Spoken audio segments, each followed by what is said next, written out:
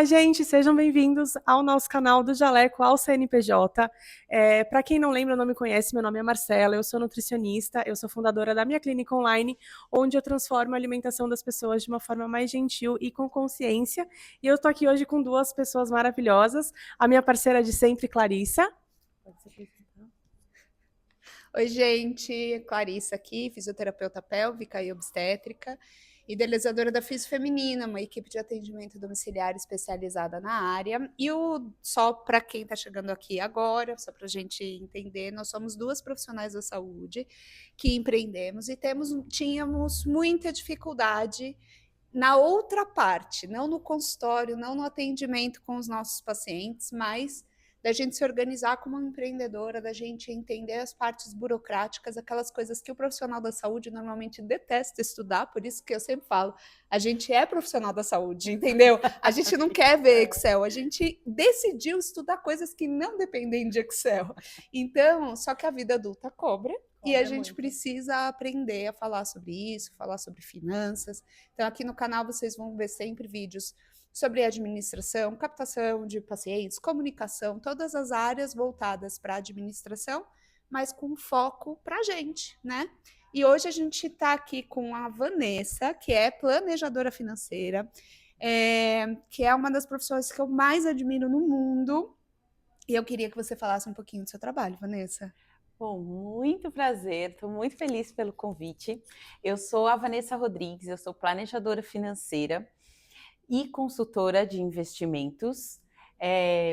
Está sendo um prazer falar sobre dinheiro, sobre a minha profissão, mas também o lidar com as finanças, porque realmente a gente não aprende na faculdade, a gente não aprende na escola. Assim, hoje em dia que está começando a se falar, né, sobre educação financeira, mas ainda assim a gente tem, enquanto profissional autônomo, profissional da saúde, a gente tem desafios que envolvem o financeiro, mas também envolvem a nossa vida pessoal, o como a gente lida com o dinheiro, nossa vida familiar. Então, muito do que a gente lida com o dinheiro é também o que a gente aprendeu com os nossos pais. Sim, e aí a gente leva isso para a nossa profissão e a gente tem que lidar com planilha.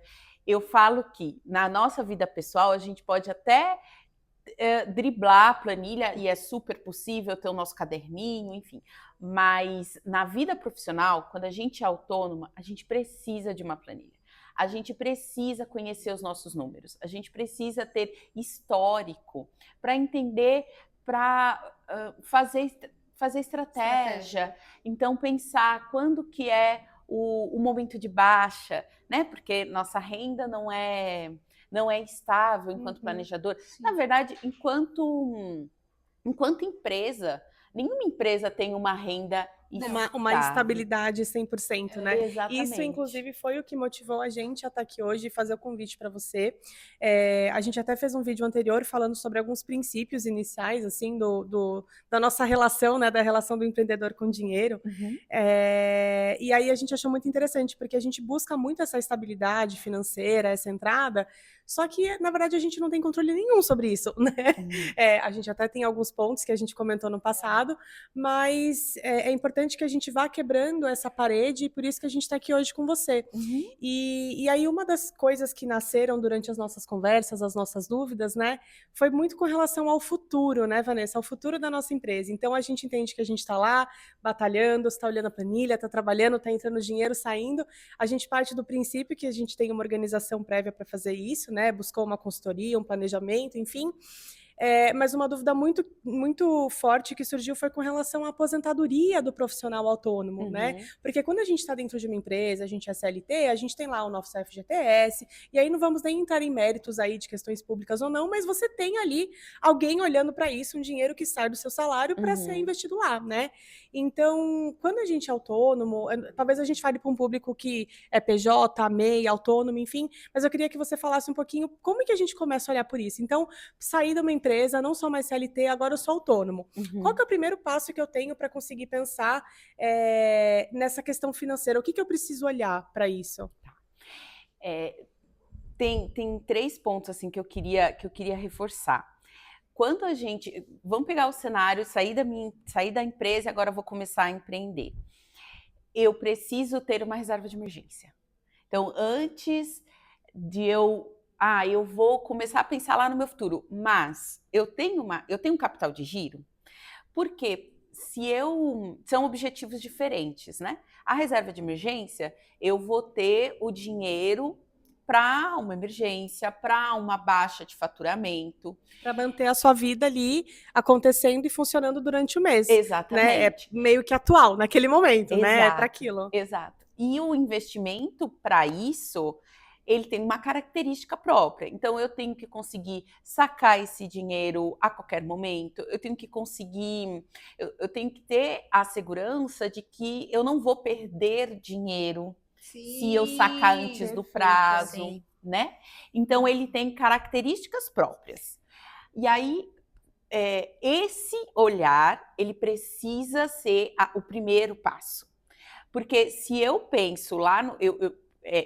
Eu tenho que pensar no meu futuro. Mas se eu penso no meu futuro e aí eu olho para o investimento já prendendo o meu dinheiro para aposentadoria e acontece alguma coisa, eu tenho uma baixa de faturamento no mês seguinte, eu vou ter que sacar o meu dinheiro lá do futuro. E aí eu vou perder dinheiro porque eu estou sacando antes do prazo. Porque a característica do investimento de aposentadoria é diferente da característica do investimento de reserva. Então, a pessoa que está começando, que ainda não tem mais estabilidade na sua empresa, precisa começar fazendo a sua reserva, fazendo o seu capital de giro, que no CNPJ a gente vai chamar de capital de giro, no seu CPF você vai chamar de reserva de emergência. Um outro ponto é a importância do INSS. Por mais que ele não vai ser o suficiente. Não, ele não vai ser o suficiente. Ele não vai dar garantias de que eu vou conseguir me sustentar lá na frente. Mas o INSS, ele oferece benefícios sociais. Sim. Que são importantes para a gente, inclusive para a gente mulher. Claro. Então, por exemplo, se eu pago o meu INSS e engravido, eu tenho direito a um auxílio maternidade. E a gente está falando aí de qualquer pessoa. Então, se eu sou autônoma, se eu tenho MEI, se eu tenho CNPJ. Então, mesmo se eu sair para empreender e eu não precisei abrir um CNPJ ainda, profissional da saúde não pode ser MEI, então eu sou só autônoma, sou eu atendendo. Isso. Eu preciso pagar o INSS. Sim. É importante que eu vá atrás disso. Sim. Você consegue pagar via... o guia de previdência social, que é o GPS, que você consegue pagar como contribuinte facultativo ou como contribuinte autônomo.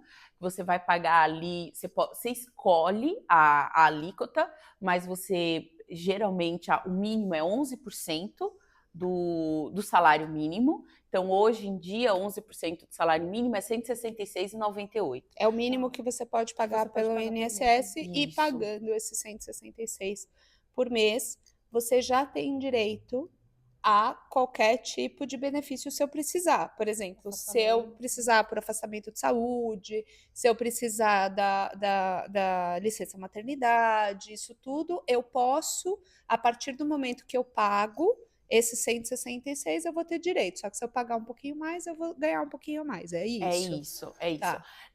Para o autônomo, tem alguns benefícios, por exemplo, afastamento por... Invalidez. Por invalidez, sim, mas por saúde, por exemplo, fiquei sem trabalhar. Aí não tem.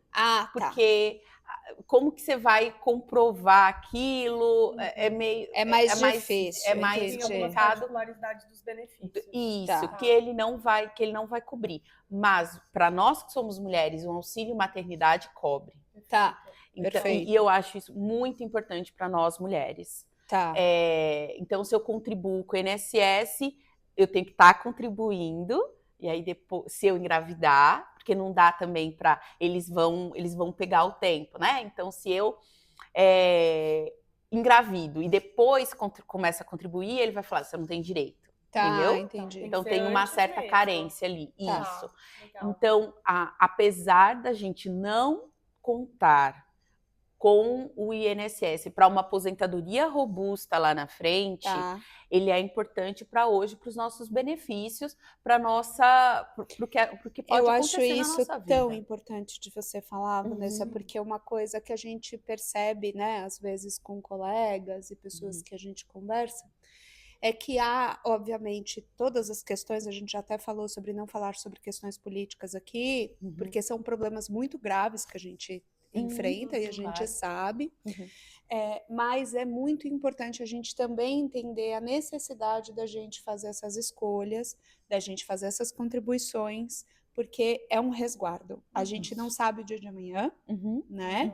E a gente entende que não é para a gente olhar para isso como uma aposentadoria robusta, não é para a gente viver desse jamais. dinheiro. Mas se eu me aposentar, esse dinheiro também vai fazer parte da minha vida. Exatamente. Então, assim, eu também vou ter. Eu sei, né? Que cada vez a gente vai se aposentar mais. E vai ser muito pouquinho. Vai ser muito pouquinho, ainda mas assim vai existir. entrar. Né? Exato. Seja É um dinheiro de direito que viagem, nós né? brasileiros temos, pelo Sim. menos por enquanto. Por enquanto. Porque Exato, existe o exato. INSS. Sim. Né? Então, e aí falando do terceiro ponto, que é a aposentadoria em si, todos nós precisamos pensar na nossa previdência complementar. Então, é olhar para o nosso futuro e muitas vezes não é tão simples olhar para o nosso futuro. Não é nunca. Nunca é simples. É sempre difícil, ainda mais quando a gente fala. Quando você é realista, quando você é pé no chão, as coisas são bem difíceis. É difícil. Exato. Então, quando a gente faz simulação de aposentadoria, é uma coisa que dá medo. Você fala, meu Deus do céu, não vou conseguir isso. Não, eu sempre choro. É bom, você tem que marcar o planejador financeiro e depois a psicóloga, porque aí você já sai do planejador e vai para a psicóloga. Culpada, E já marca paciente depois. Marca paciente depois para já dar Olha, gás. já aconteceu isso comigo, de cliente fazer reunião comigo de aposentadoria e depois vai pro terapeuta, vai pro psicólogo, porque não, eu preciso conversar isso. Então não é simples. Quando a gente, pra gente pensar no nosso eu do futuro, não é natural. Nosso cérebro está acostumado a lidar com, eu tenho que caçar para comer. A sobrevivência hoje. Exato. Então é como o nosso cérebro se desenvolveu. E ele se desenvolveu, vamos pensar nas últimas 24 horas. Ele teve todas essas 24 horas para se desenvolver e nesse tempo ele estava vivendo no modo de sobrevivência, caçando para poder sobreviver, para poder viver no próximo minuto. E agora a gente está dizendo que eu preciso pensar no meu futuro. Eu preciso pensar num momento que eu não faço nem ideia de quando vai ser. Inclusive tem estudo científico que demonstra que a área do cérebro que é ativada quando pedem para a gente pensar em dar um dinheiro para um desconhecido é a mesma área do cérebro que é ativada quando pedem para a gente pensar na gente mesmo no futuro. Olha só. Então a gente tem vários desafios aqui. Primeiro, eu preciso sim cuidar do meu futuro, do meu presente, nós enquanto autônomos. Segundo, eu preciso olhar para a minha aposentadoria e lidar com o que eu posso agora. Porque quando a gente vai fazer simulação de aposentadoria, em qualquer lugar, assim, eu posso pegar uma profissional, fazer com uma planejadora financeira. Tem vários simuladores Exatamente. Tem simuladores também na internet. Inclusive, teve uma cliente que quis marcar reunião comigo desesperada porque fez simulação no ChatGPT. Ai, meu Deus. E aí a gente não sabe muito bem quais são os parâmetros que a gente vai usar, se está certo ou se está errado. E aí a gente se assusta. Geralmente a gente acaba se assustando. E aí, quando a gente se assusta, ou a gente toma uma medida, ou a gente negligencia. Ou a gente não faz. Mas eu acho legal isso. Porque é como se fosse tão impossível que não é uma ansiedade que paralisa, né? Mas eu acho muito legal você falar isso, porque a gente criar essa linha existencial entre o ideal e o que eu posso fazer hoje, né? Perfeito, então, nossa, o ideal é que eu guardasse R$ 1.500 por mês. Tudo bem, mas não dá. Talvez você possa guardar 20, 50, 100, fazer um planejamento que caiba dentro da sua realidade e ela sim vai ser possível. A gente, acho que como profissionais, tirando aqui o que a gente está fazendo como aqui, mas pensando como nutricionista e você como fisiopélvica, a gente fala muito do possível, do acessível, da vida real. E aqui é a mesma coisa, né? Isso. Beleza, se você conseguir guardar muito, maravilhoso, mas se você conseguir guardar agora menos, você já vai reforçando esse comportamento, você já vai criando esse hábito, né? Porque o hábito é muito importante. Exato. E vocês, como profissionais da saúde, sabem disso, o quanto o hábito faz diferença. Exatamente. Então, se eu tô guardando hoje R$200, porque é o que cabe no meu orçamento, maravilhoso, É o né? comportamento. eu tô desenvolvendo o É o meu comportamento. comportamento. Depois fica mais fácil para, eu aumentei o meu faturamento, agora eu vou aumentar de 200 para 500. E tem um ponto positivo de nós, enquanto autônomos, quando eu vou dar um exemplo pessoal. Quando eu comecei a minha transição de carreira para planejadora financeira, há uns 4 anos e meio, eu tive que tomar uma decisão que para mim foi muito difícil, eu não vou investir na aposentadoria agora. Porque eu preciso ter dinheiro, que foi o que eu comecei falando, da importância de ter uma reserva de emergência. Aquilo era a prioridade daquele momento. Exato. Eu tinha minha reserva pessoal, mas eu estava num momento de transição. Sim. Então, eu não estava faturando o suficiente.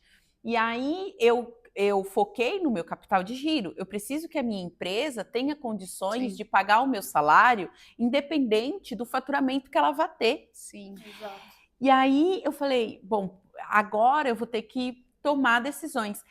E aí, por um tempo, eu não investi na aposentadoria, só que depois de um certo momento, não é que eu comecei a sair de 200 para 500, eu saí do nada para mais de 2.000 mês.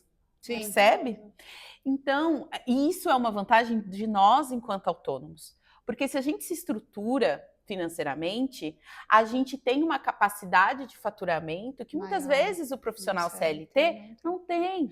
Mas aí eu acho que é muito... A gente estava conversando antes de começar essa gravação sobre algumas visões, assim, né? Que a gente foi para o PJ como sociedade, tá? Assim, a gente passou pelo processo de pejotização e as pessoas não colocam na conta as outras obrigatoriedades que a gente tem. Então, a gente acha que se eu cobro R$200 a minha consulta, R$200 vão custear a minha vida, né? Vão pôr comida na minha mesa, pagar.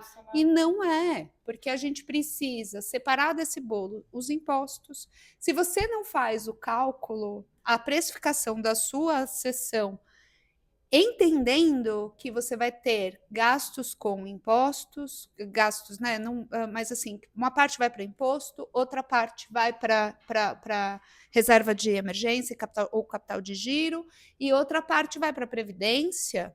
E aí sim vai ter que sobrar os R$200 que você precisa para colocar o dinheiro, a comida na sua mesa. Sem contar o que você precisa para rodar a tua operação, né? Exato. Então, tipo, como nutricionista, eu pago software de atendimento, Isso.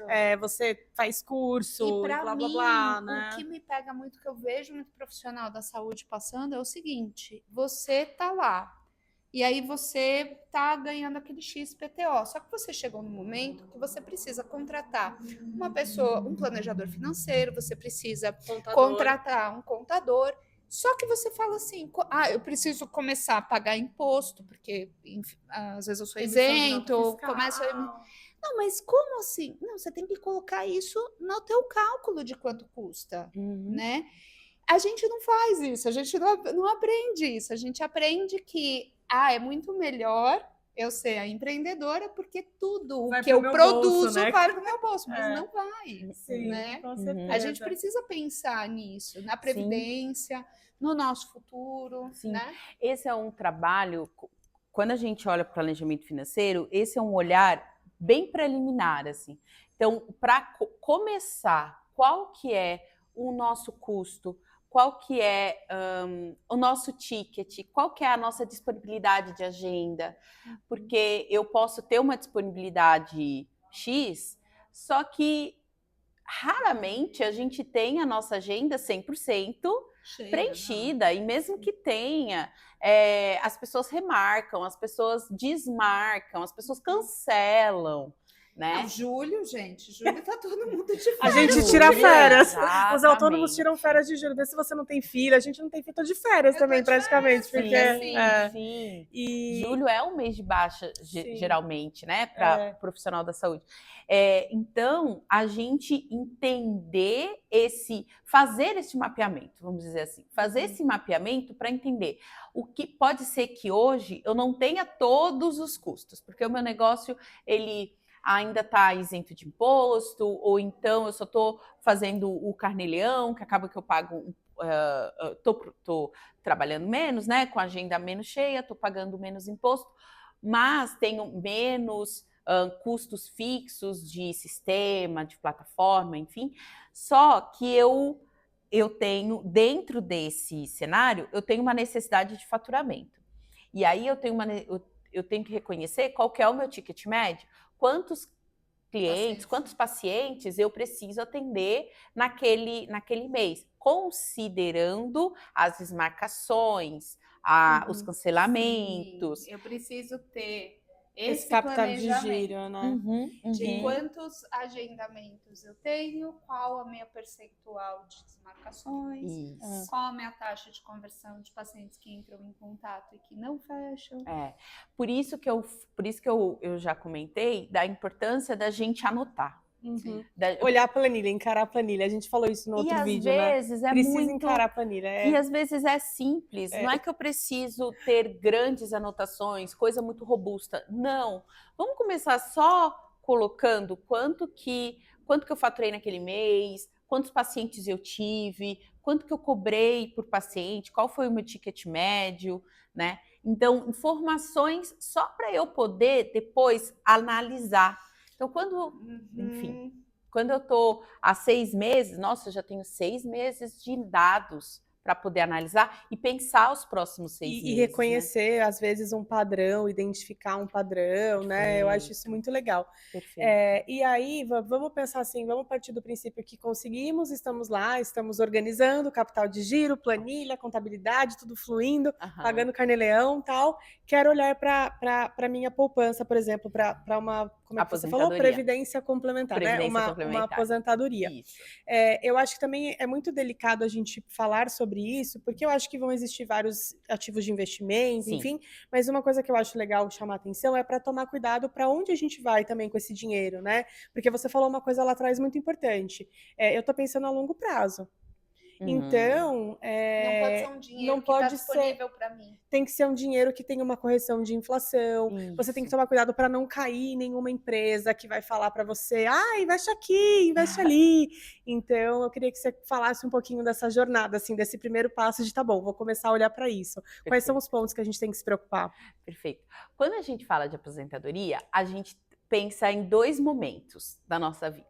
A gente tem um momento de acúmulo, então, é o momento que eu estou investindo, aportando, e o momento de usufruto, em que eu já tenho meu patrimônio formado, e aí eu vou receber uma renda passiva desse patrimônio por um certo tempo. Que aí eu posso pensando que a nossa expectativa de vida está cada vez mais alta, né? Então, hoje em dia, 80, 85 anos, tem pessoas aí que estão fazendo cruzeiro pelo mundo. Exatamente. Eu vi um casal de velhinhos que marcou um cruzeiro, vocês viram isso? Não. Eles marcaram um cruzeiro todos os meses do ano, um cruzeiro diferente. E aí eles passaram o ano inteiro passando de cruzeiro para cruzeiro. Olha isso, só que gente. Delícia. Eles planejamento, sabiam mais né? ou menos quantos anos eles... Não, exato. Eles devem ter feito um investimento super... Exato. Né? Então, hoje, a gente tem que pensar um pouco... não, eu quero me aposentar com 55 anos. Com 50 anos e quero viver... quantos anos você tem hoje para poder ter este acúmulo e começar já a usufruir um pouco mais cedo? Né? Então, você precisa ter hoje, no momento de acúmulo, uma capacidade de poupança muito maior. Então, quando a gente fala de aposentadoria, a gente está falando aí de 20, 30 anos para frente. E aí, nesse tempo, vamos pensar, hoje, um aluguel em São Paulo vai custar, médio, assim, uns 2, 3 mil reais, né? Eu preciso conseguir pagar a minha vida, que hoje pode, só de aluguel pode ser, vai, uns 3 mil reais, lá na frente, daqui a 20, 30 anos, vai ser muito mais caro em dinheiro. Pode ser que eu consiga comprar, eu tenho que conseguir comprar a mesma coisa. Só que em valor financeiro, esse aluguel vai estar custando 6 mil reais. Né? A mesma coisa, que é o que acontecia quando a gente era criança. Eu sempre dou o exemplo do Kinder Ovo, que custava 50 centavos, Custava mesmo, R$1. gente, chocada. Gente, eu comprava esse Kinder Ovo por 50 centavos, eu ia com uma moedinha. Hoje em dia custa aí seus 4, 5 reais, né?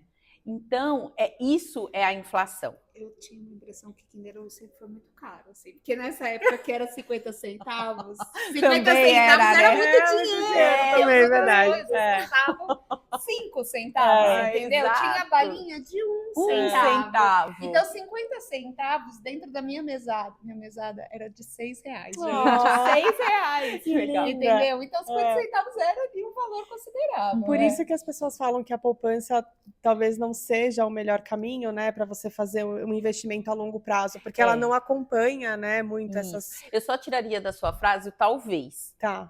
Ela não é. É que como eu não tenho propriedade para falar, eu trouxe aqui, né, A gente tá numa um mudança de conhecimento geração, porque quando eu era popular. criança tinha a caderneta de poupança. E era realmente uma caderneta.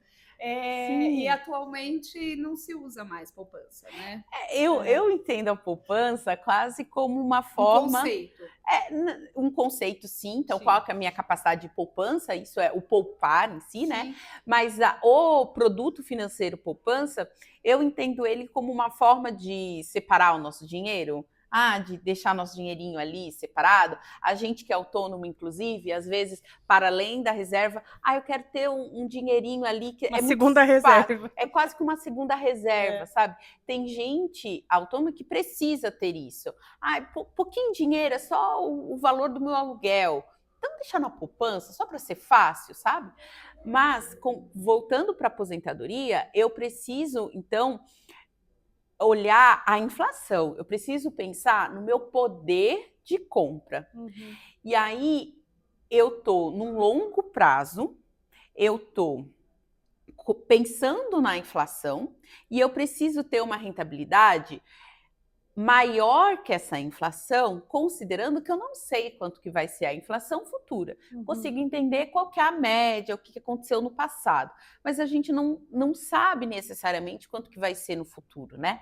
Então, eu preciso ter ativos que mantenham o meu poder de compra, ou seja, atrelados à inflação.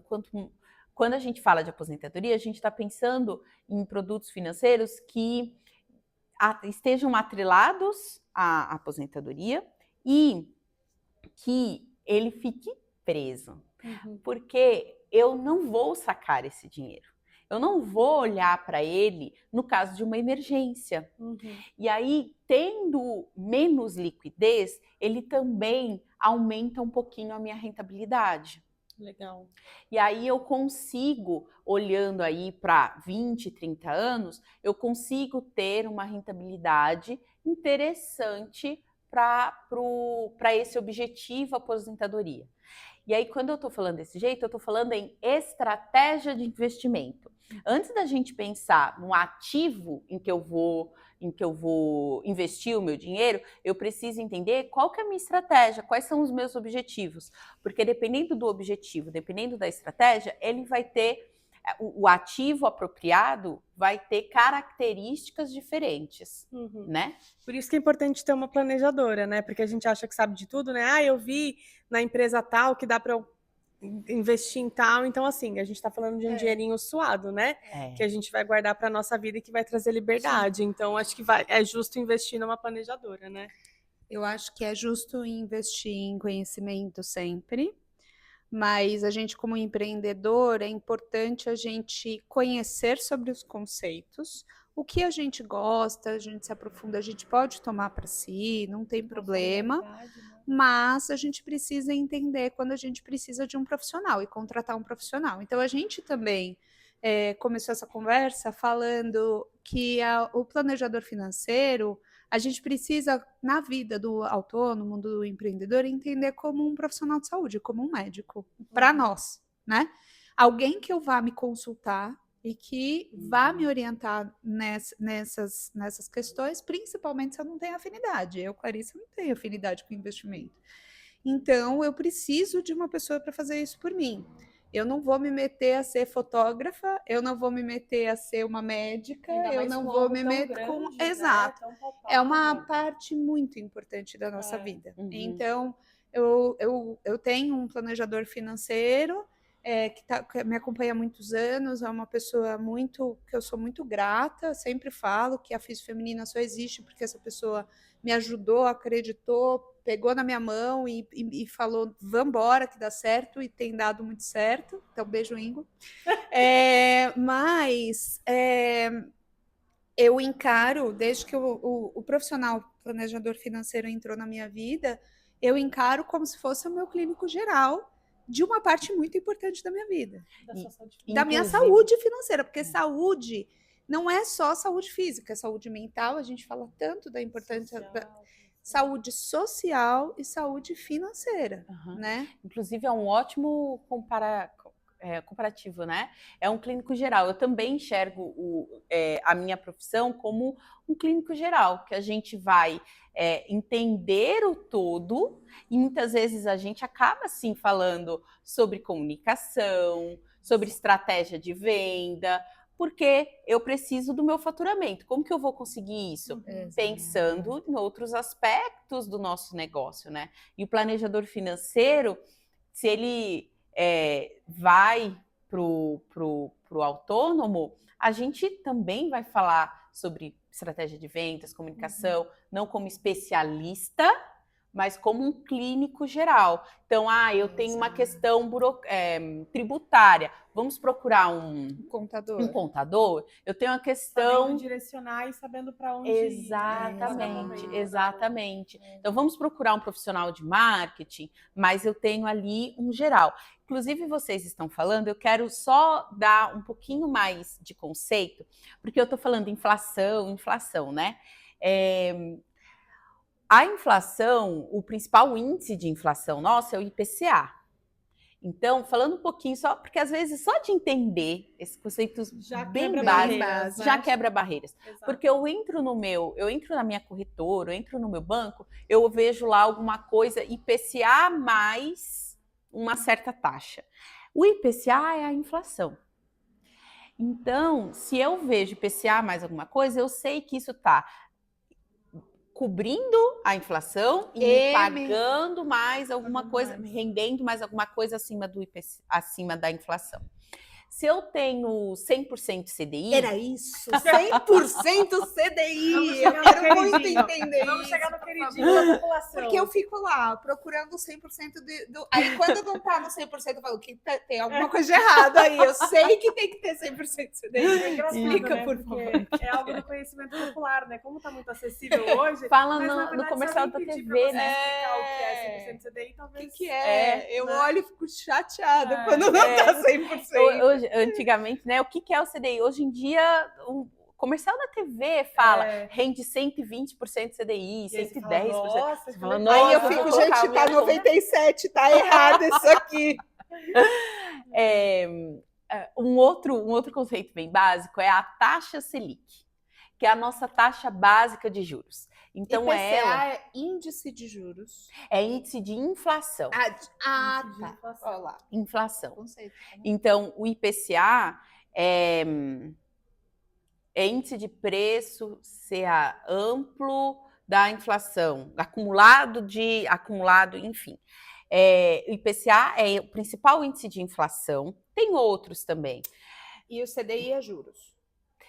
Aí nós temos a taxa Selic. Vamos só um passo atrás.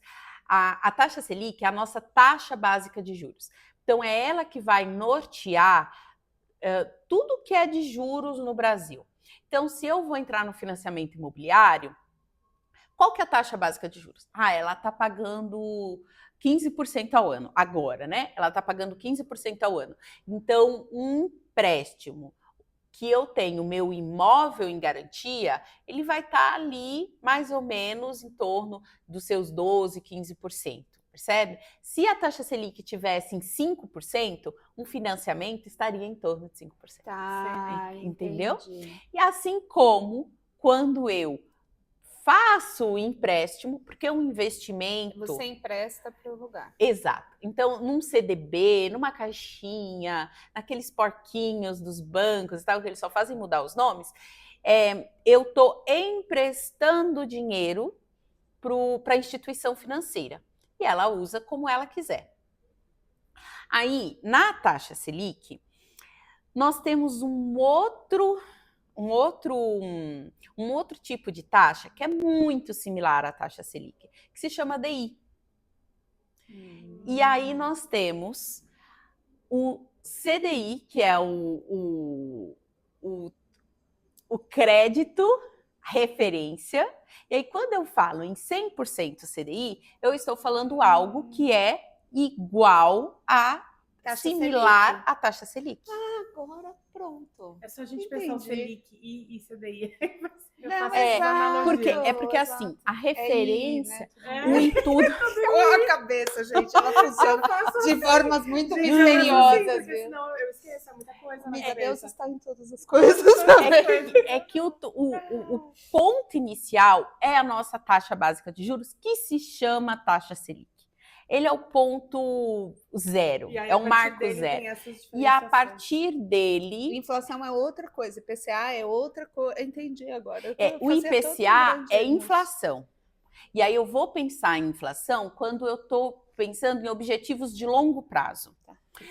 Quando eu estou pensando em objetivo de curto prazo, eu olho para o CDI, para a taxa Selic. Porque a taxa Selic pode mudar a cada 45 dias, que é lá na reunião do Copom, do Banco Central, que acontece a cada 45 dias. Então, se eu tenho, pensa, algo pode mudar num dia, dias, eu tô falando em dias, 45 dias é um mês e meio. E já pode ter uma variação. Então, eu tô muito no curto prazo. A taxa Selic serve também, é usada também para regular a inflação. Então, existe uma relação entre taxa Selic e inflação. Como a nossa inflação está alta, a taxa Selic também acaba aumentando e tem fatores aí de economia externa, de guerra, enfim. Mas, quando eu vejo, então, algo que é 100% CDI, ele é quase que igual, a diferença de 0,1, gente. É muito pequena a diferença entre a taxa Selic e o 100% CDI, sabe? Mas quando eu vejo algo 100%, o que é 100%? É algo igual, é igual à totalidade, é 100%. Então, ele é igual à taxa Selic. Minha taxa Selic aumenta, o meu investimento aumenta. Minha taxa Selic diminui, meu investimento diminui. Só nesses 5 minutos já deu para a gente entender quantas nuances tem quando a gente pensa em investimento, né? E como é importante mesmo que a gente tenha um profissional, porque nós não somos ensinados a isso ao longo da nossa vida, né? Eu vou te falar uma coisa, assim, aí também é uma coisa que eu acredito muito. Não é só que a gente não é ensinado, sim, a gente não é ensinado, isso é um fato, mas a gente também não precisa aprender absolutamente tudo de tudo. Exato. Então, assim, eu também não sei tudo. Né? Exato. Eu também não quero que um outro profissional ache que a fisioterapeuta pode ser substituída por vídeo do YouTube. Exato. Entendeu? Claro, é importante entender. Né? É importante, eu quero que meu paciente saiba o básico de anatomia, de biomecânica, quais são os processos que estão acontecendo no corpo dele e tudo mais.